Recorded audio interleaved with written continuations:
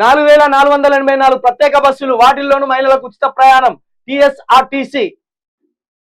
ఇక మనకంటూ బస్సులు ఏం లేవు. వాళ్ళు ఎక్కినాక మనం నడుచుకుంటానన్నా పోవాలి. వాళ్ళ దయ లేదు, వాళ్ళు నిల్చోరి పక్కకంటే నిల్చోవాలి అంతే తప్పించి ఆ ఉచిత బస్ ప్రయాణం వల్ల బదనాం అవుతాన్లు. అబ్బాయిలు పురుషులు బదనాం అవుతాన్లు.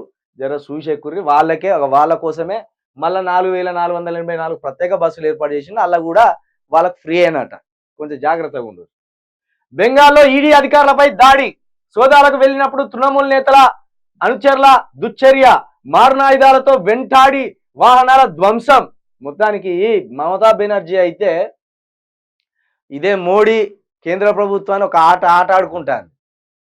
అసలు ఒకసారి అయితే ఈ సిబిఐ అధికారులు పోతే రానియలే వాళ్ళను, రాష్ట్రంలోకి అడిగే పెట్టనీయలేదు.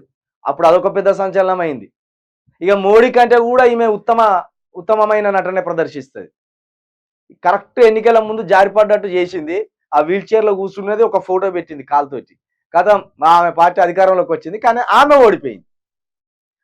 ఆమె పోటీ చేసిన సీటు ఓడిపోయింది. తర్వాత మళ్ళా 6 నెలల తర్వాత పోటీ చేసి మళ్ళీ గెలిచింది. అట్లా ముఖ్యమంత్రిగా ఆమె కొనసాగుతూనే ఉన్నది. మొత్తానికి బెంగాల్లోకి ఈడీ అధికారులు వస్తే ఈ తృణమూల్ కాంగ్రెస్ కార్యకర్తలు వాళ్ళను వెంటాడి తరిమి కొట్టినట్టు కూడా ఏకంగా మారునాయుధాలతోటి కూడా విరుచుకపడ్డారట.